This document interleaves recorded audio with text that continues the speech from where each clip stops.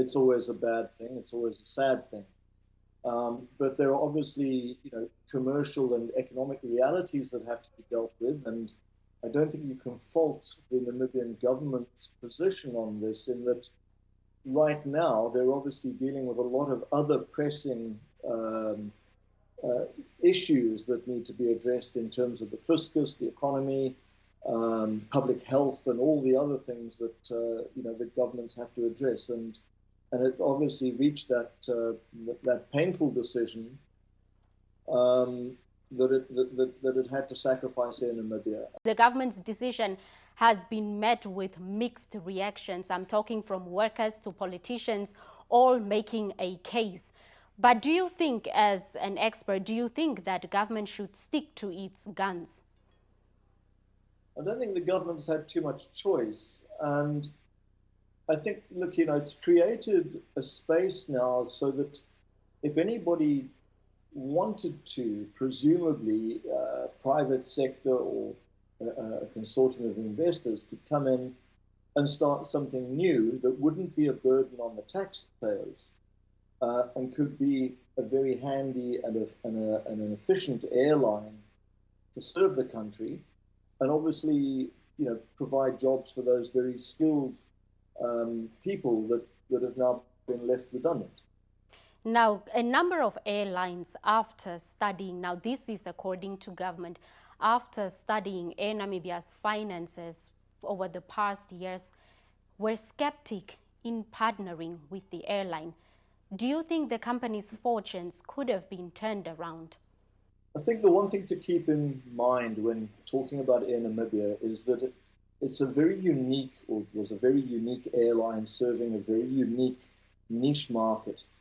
Namibia is large geographically, it's 2.5 times as big as France, but the active size of the population involved in the economy is actually quite small. It's only about 500,000 people. And that's not really the kind of volumes that would sustain or interest many other airlines that come from, that typically serve much denser, higher volume markets. Now, remember, airlines are very much like supermarkets. They are businesses that are all about high volume, low margin, so big turnover. And that means you're going to have massive catchment markets. And Namibia just doesn't have that. It's always been a niche market. So whoever was going to invest would need to know that.